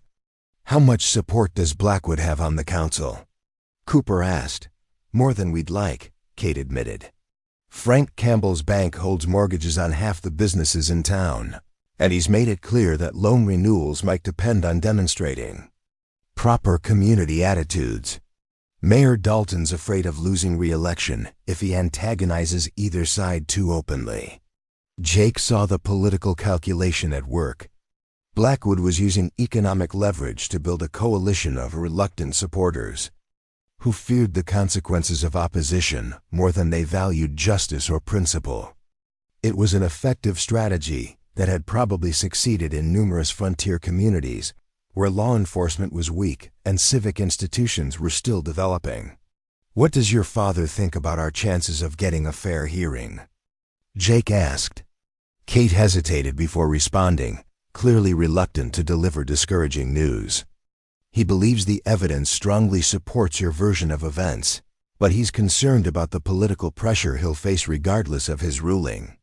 Blackwood's threatening to petition the territorial government for his removal if he dismisses the charges without adequate investigation." The threat represented a serious escalation that could affect Judge Hartwell's ability to serve as an independent judicial authority throughout the region. If Blackwood could successfully pressure the territorial government to remove judges who made unfavorable rulings, the rule of law would become meaningless in areas where he wielded sufficient economic influence. "This has gone beyond personal disputes," Jake observed. "Blackwood's trying to establish himself as the ultimate authority in this district, above the law and beyond accountability. Which is why the federal commission matters so much," Cooper added. "Local officials can be intimidated or corrupted, but federal marshals answer to territorial and national authorities that are beyond Blackwood's immediate reach." Kate's eyes sharpened with interest at the mention of the federal commission. "Marshal Richards offered you an appointment?"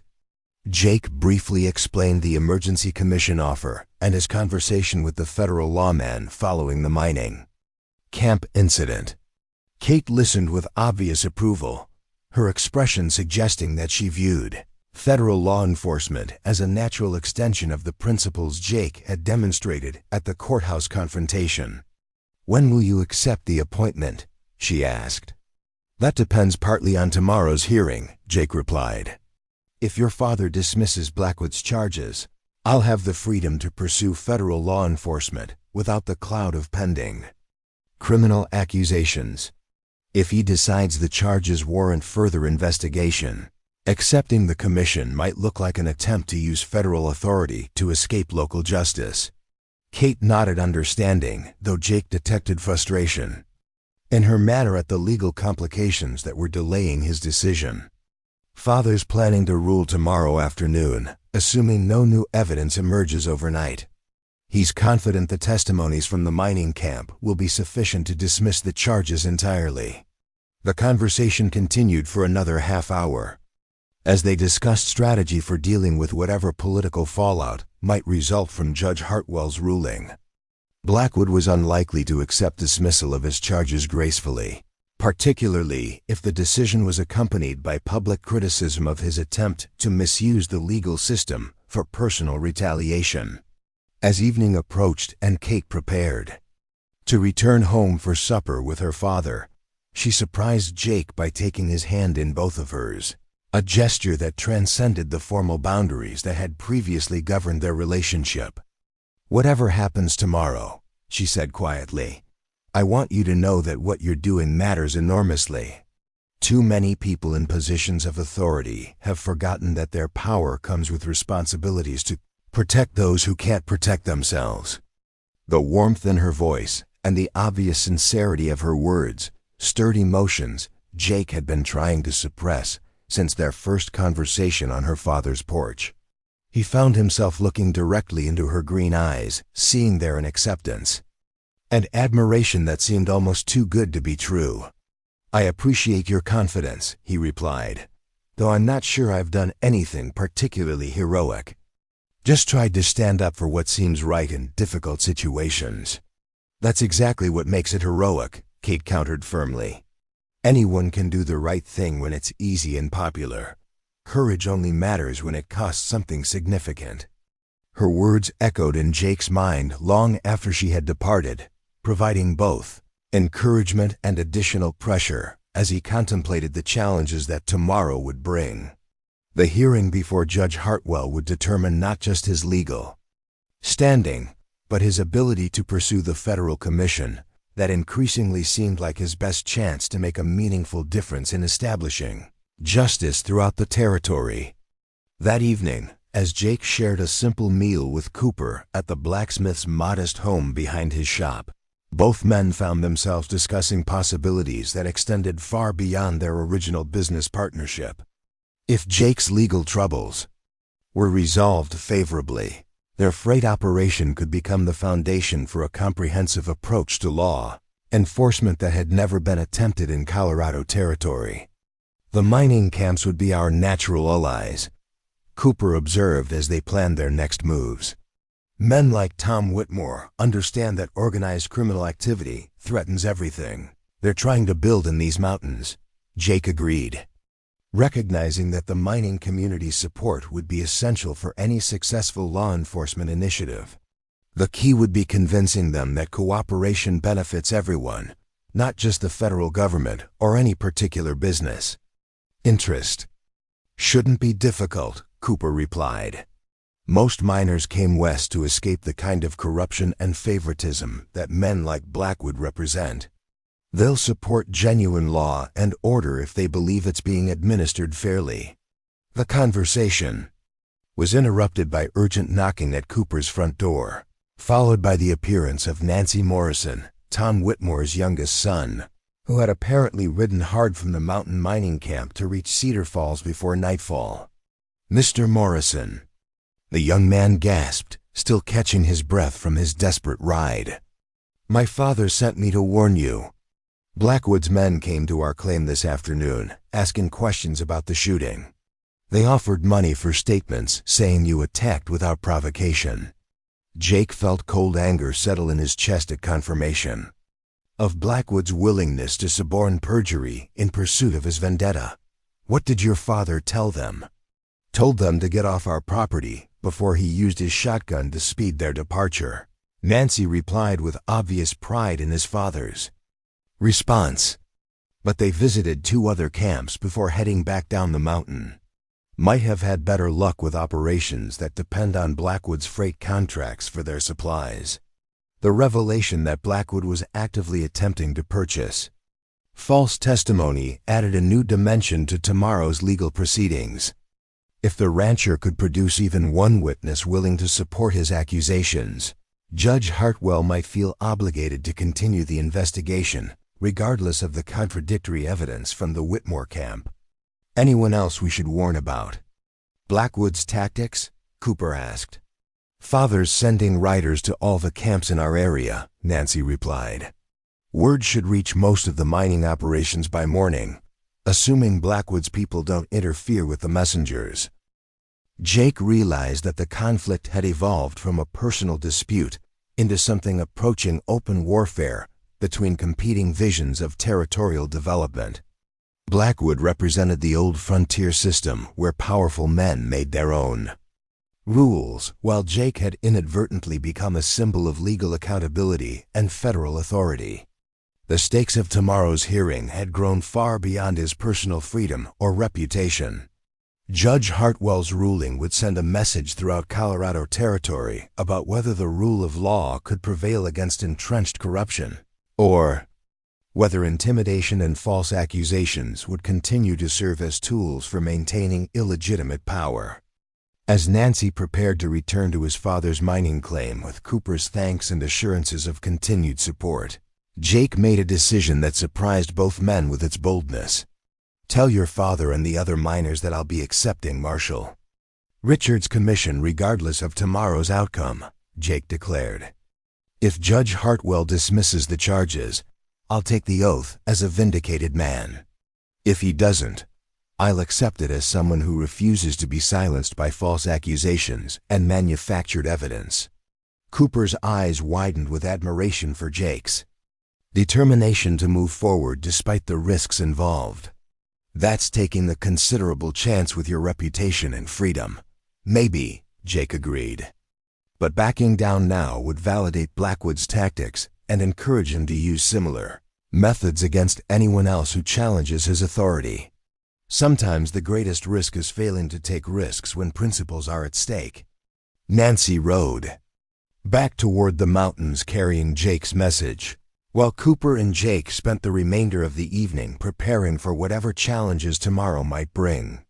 The plan that had begun as a simple combination of freight business and law enforcement work had evolved into something approaching a crusade for justice and accountability in a territory struggling to choose between lawlessness and civilization.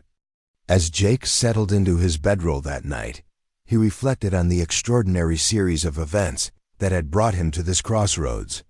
6 months earlier, he had been a disabled veteran with limited prospects, grateful for any honest work that would allow him to survive from day to day. Now he stood on the verge of accepting federal authority to enforce law and order throughout one of the most challenging regions in the American West. The transformation felt both impossible and inevitable, as though every choice he had made since arriving in Cedar Falls had been preparation for the moment when he would have to decide whether to accept the full weight of responsibility for protecting justice against corruption. Tomorrow would determine whether he possessed the courage and wisdom necessary to succeed in that daunting mission, or whether he would join the long list of good men who had been destroyed by the ruthless politics of frontier power struggles.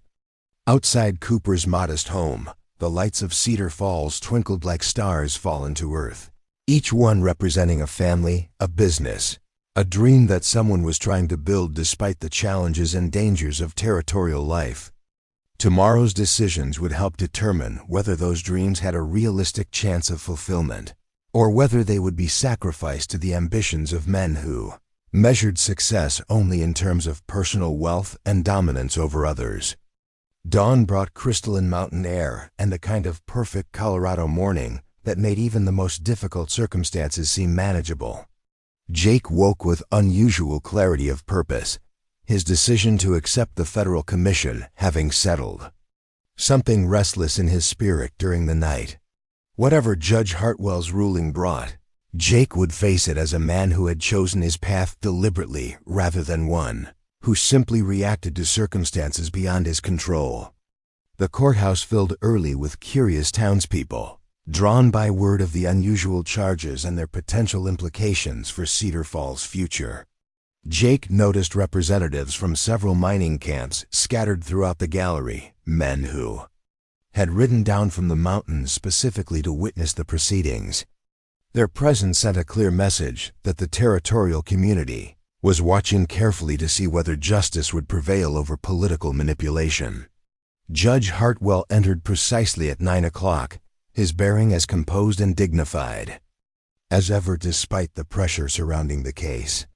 He acknowledged the packed courtroom with a brief nod before settling behind his bench and organizing the documents that would guide his decision. The formal atmosphere couldn't entirely mask the tension that crackled through the room like electricity before a storm. Ezra Blackwood sat prominently in the front row, flanked by his attorney and several associates whose presence was clearly intended to demonstrate his continuing influence and determination. The rancher's confident expression suggested he believed his political maneuvering had positioned him for victory, regardless of the actual evidence presented. Sheriff Bradley occupied his usual position near the judge's bench, though his uncomfortable demeanor indicated ongoing conflict about his role in what many saw as a politically motivated prosecution. Mayor Dalton had stationed himself strategically in the middle of the gallery, positioned to align himself with whichever side emerged victorious from the morning's proceedings. Kate Hartwell entered through a side door and took her seat in the area reserved for family members, her presence both moral support for her father and public demonstration of confidence in the judicial process. Her eyes found Jake's across the crowded room, conveying encouragement and determination that strengthened his resolve to face whatever consequences might emerge from the hearing. This court will consider charges filed by Mr. Ezra Blackwood alleging criminal assault and theft against Mr. Jacob Morrison. Judge Hartwell began formally. Mr. Blackwood claims that Mr. Morrison attacked employees of his ranch operation without provocation while they conducted legitimate business at the Whitmore mining claim. The judge paused to survey the courtroom before continuing. The court has reviewed sworn statements from 6 witnesses to the alleged incident, including Mr. Thomas Whitmore, his 2 sons, and 3 Mexican workers employed at the mining operation. Without exception, these statements describe an attack by armed road agents upon the mining camp, followed by Mr. Morrison's intervention to assist the defenders. Murmurs rippled through the gallery as observers realized the direction of the judge's analysis. Blackwood's confident expression began to waver as Judge Hartwell methodically destroyed the foundation of the criminal charges. The court has also examined physical evidence from the incident site, including spent ammunition, abandoned equipment, and blood trails that corroborate the witnesses' accounts of a coordinated attack by multiple mounted assailants. No evidence supports Mr. Blackwood's claim that his employees were conducting legitimate business at the time of the shooting. Jake felt tension beginning to ease as Judge Hartwell's thorough investigation vindicated his actions at the mining camp, yet he remained alert for potential complications, knowing that Blackwood's political influence might still create unexpected challenges to the ruling. Most significantly, Judge Hartwell continued, the court has received testimony from Federal Marshal Richards confirming that the men killed during this incident were wanted criminals with outstanding warrants for robbery, assault, and murder throughout the territory. Their deaths occurred during the commission of felonious acts and therefore constitute justifiable homicide in defense of lawful citizens. The revelation that the dead outlaws were wanted criminals sent shocked whispers through the courtroom while completely undermining Blackwood's accusations. Jake realized that Marshal Richards must have investigated the bodies and discovered their criminal identities, providing irrefutable proof of the gang's illegal activities. Blackwood's face darkened with rage as he recognized the collapse of his carefully constructed case. His attorney whispered urgently in his ear, presumably advising him about the legal implications of filing false charges with criminal intent. The rancher's political gambit had not only failed, but had exposed him to potential prosecution for abuse of the judicial process. Based on the evidence presented, Judge Hartwell declared formally, this court finds the charges against Mr. Morrison to be entirely without merit and motivated by personal animosity rather than legitimate concern for justice. The charges are hereby dismissed with prejudice, and the court notes for the record its disapproval of attempts to misuse legal proceedings for purposes of personal retaliation. Applause erupted from the gallery as mining camp representatives and other supporters celebrated the vindication of Jake's actions.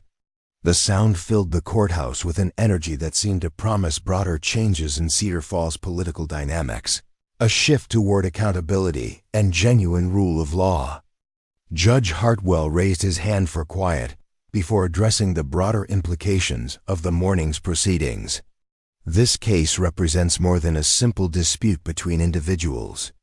It reflects fundamental questions about whether this territory will be governed by law or by the personal preferences of powerful men who believe themselves above legal accountability. The judge's gaze moved deliberately across the courtroom, settling briefly on Mayor Dalton and other officials who support UFO Blackwood's tactics had been noted. Let it be clearly understood that this court will not tolerate future attempts to criminalize legitimate acts of civic courage or to intimidate citizens who stand up for justice and the rule of law. As the formal proceedings concluded and the courtroom began to empty, Jake found himself surrounded by congratulatory handshakes and expressions of support from miners, townspeople, and even some individuals he hadn't expected to back his cause. The morning's victory felt like more than personal vindication. It represented a turning point in Cedar Falls' struggle to establish genuine civic order. Cooper reached Jake first, his weathered face split by a grin that revealed his relief and satisfaction with the outcome. "Looks like our business partnership just got official federal backing," he observed with obvious pleasure. Speaking of federal backing, came a familiar voice from behind them. Marshal Richards had apparently attended the hearing and now approached with documents that Jake suspected represented the formal commission they had discussed in the mountains. "Marshal Richards," Jake greeted him. "I didn't expect to see you in Cedar Falls so soon." "Wanted to see how local justice handled federal interests," Richards replied diplomatically. "I'm pleased to report that my confidence in Judge Hartwell's integrity has been fully validated." The marshal withdrew an official-looking document from his coat pocket, unfolding it with ceremonial deliberation. "Jacob Morrison, by authority vested in me by the territorial government of Colorado, I hereby offer you appointment as special federal marshal for the Mountain Mining District, with full law enforcement powers throughout the designated region." Jake accepted the commission with hands that trembled slightly from the magnitude of what he was undertaking. The document represented authority to enforce federal law across hundreds of square miles of challenging terrain, responsibility for protecting thousands of honest citizens from criminal predation, and the chance to build something meaningful from the chaos of frontier lawlessness. "I accept," Jake said simply, his voice carrying clearly through the courthouse corridor. "And I pledge to execute these duties with honor, integrity, and unwavering commitment to justice under law." The oath-taking ceremony was brief but profound, witnessed by the crowd of supporters who had attended the morning's hearing. As Marshal Richards administered the formal words and Jake repeated them with firm conviction, observers sensed they were witnessing the birth of something new in Colorado, territory's development toward genuine civilization. Kate Hartwell had remained near the courtroom entrance, watching the proceedings with obvious emotion. When Jake approached her after completing the oath ceremony, her green eyes sparkled with pride and what he dared hope might be deeper feelings. "Congratulations, Marshal Morrison," she said formally, though her smile conveyed warmth that transcended official courtesy. "I believe this appointment will prove beneficial for everyone who values justice and law in our territory." "Thank you, Miss Hartwell," Jake replied, acutely aware of the change in his status and its potential implications for their relationship. "Though I should mention that federal marshals are expected to maintain certain standards of conduct, including marriage to respectable women if they choose to pursue romantic attachments." Kate's eyebrows rose in surprise at his directness, followed quickly by a blush that revealed she understood his implied proposal. "Are you suggesting, Marshal Morrison, that federal law enforcement requires matrimonial stability?" "I'm suggesting that a man in my position would be fortunate indeed to have the partnership of an intelligent, principled woman who understands the importance of the work we're trying to accomplish," Jake replied, his courage finally matching his feelings. Before Kate could respond, Judge Hartwell approached with his own congratulations and what appeared to be additional official business. Marshal Morrison, I have correspondence from the territorial capital regarding your appointment and its broader implications for law enforcement throughout this region. The judge handed Jake a sealed envelope bearing official territorial seals. The governor is extremely pleased with recent developments in Cedar Falls, particularly the successful resolution of criminal activity in the mining districts. He's authorized expansion of federal law enforcement resources, including funding for additional deputy marshals and equipment necessary for effective operations. Jake felt amazement at the rapid escalation of official support for his law enforcement mission. What had begun as an emergency commission was apparently evolving into a comprehensive federal initiative to establish order throughout Colorado's mining regions. There's more, Judge Hartwell continued.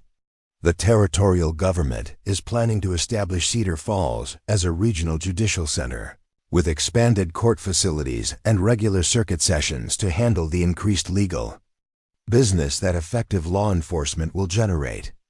The announcement represented validation of everything Jake had hoped to accomplish through his combination of business operations and federal authority. Cedar Falls would become a genuine center of legal and commercial activity, attracting the kind of stable, law-abiding citizens who could build lasting prosperity in the mountain territory. As the implications of these developments settled over the assembled group, Ezra Blackwood emerged from the courthouse with his attorney and associates, his expression black with fury at the morning's comprehensive defeat, the rancher's gaze fixed on Jake with naked hatred, promising that their conflict was far from concluded, despite the legal vindication. "This isn't over, Morrison," Blackwood snarled, loud enough for everyone in the courthouse square to hear. "You may have fooled these people with your false heroics, but I know what you really are. A broken-down soldier playing at being something important." Jake met Blackwood's glare with calm confidence, his new federal authority providing both legal protection and moral certainty about the rightness of his cause. "Mr. Blackwood, you're welcome to test federal law enforcement whenever you feel the inclination. I can promise you'll find it considerably more challenging than intimidating local officials."